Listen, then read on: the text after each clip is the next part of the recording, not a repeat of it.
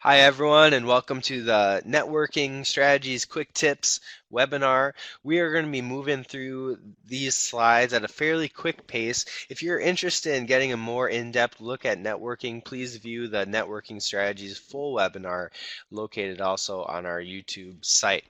So, without further ado, let's go ahead and get going. Where are we going? We're going to talk about what, why, and how of networking, and specifically what is your network are the people in your life. So friends, parents, friends, church, LinkedIn, coworkers, professionals. There are a variety of people that are already in your life that are likely doing the things that you want to do professionally or know someone who is, and we want to learn how to utilize that in our own career search. Why? Because if you come to the very bottom of this slide, you will see 70% of all jobs are found through networking, according to the U.S. Bureau of Labor. So the majority of people who have jobs, they have those jobs because they have done exactly this. They have networked. So how are we going to do it? You don't merely ask for a job. Instead, you check out these people and ask them for the pros and cons of their job. Ask them for the stories, how they got their job. Ask them for suggestions or what experiences they had on the job. Well, you'll do that for two different formats, informational interview and LinkedIn. We'll talk about these two today during our quick tips.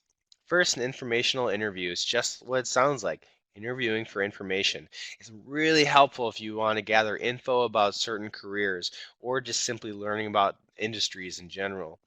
It's wonderful professional development. It's good practice for real interviews, but also gets you in on the inside of different companies and careers that you're interested in. So when those people do hear about job opportunities, they're going to go to you first. It's a semi-professional, relaxed, genuine feel, especially informational interviews. And I think that most people walk away um, with the viewpoint that it was a pretty fun thing to participate in.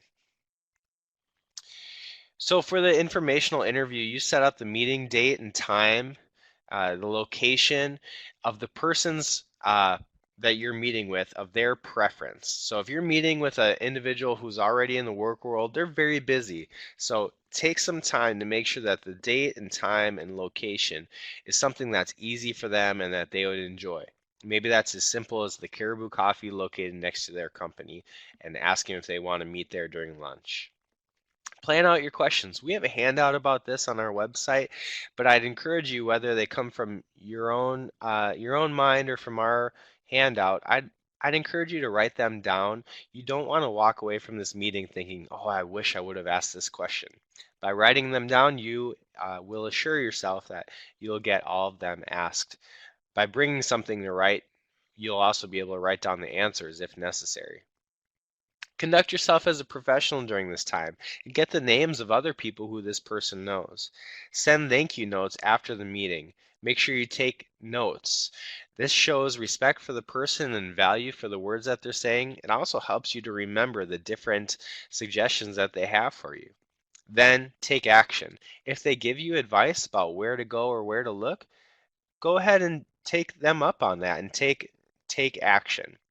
This will help you start the process of job searching. It'll also help you honor the person who you met with. And it'll also give you more information to recontact this person and explain, I took your advice on this, I set up a LinkedIn account, or whatever other advice they gave, and then tell them the process. This keeps you interacting with this person and keeps you accountable too. One thing I might suggest is for your informational interviews, try to stay in contact, and you could go ahead and create some sort of spreadsheet like this to help you remember. Maybe you have the person's name, their title, their organization, their email, their phone. This is really important. Maybe keep track of when you last contacted them so you can stay within this window. Write down some few notes as well so you can help jog the memory of this person each time you meet with them. And also, again, accountability. If they told you to do something, you can write it down, and that helps you remember to get it done. Other ways to keep in contact with a person is email or phone. Update them on your professional development. Mention something you saw on their LinkedIn. People are constantly posting things on their LinkedIn. That's a way to stay current on what they're up to. Ask for advice, ask for questions, ask if they'd be your mentor and they meet with you regularly. These are great ways to continue to get information as well as build that relationship. Another opportunity is LinkedIn. You can search a variety of different things on LinkedIn: people, groups, companies, jobs. We have our own professional networking group. I'd suggest you join. Over 2,000 Northwestern alumni are on there. There are other professional groups and events that are posted on LinkedIn. Here's just a quick example of my own LinkedIn, what yours could look like. You have a general search button, then a space for networking, jobs, and messages. I'd encourage you to use the search bar to type in what you're interested in. You can then go and select from people, jobs, posts, companies, groups, and schools that all have something to do with what you're looking at. My example was just business management. I looked at people, and here is a person who is doing business management, and I can go ahead and connect with that person.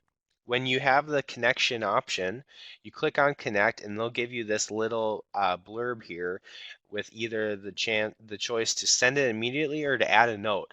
I'd highly encourage you to add just a little note of how you know the person or when the last time you saw the person is or what you're hoping to learn from this person, and then go ahead and send it. This has been brought to you by the Center for Calling Career. We want you to know that we are always available to help you with any career development needs. Our number, email, times that we are open are located here. And again, if you want a more in-depth approach to networking, go ahead and click on our networking webinar on our YouTube channel. Thanks for joining us. God bless you.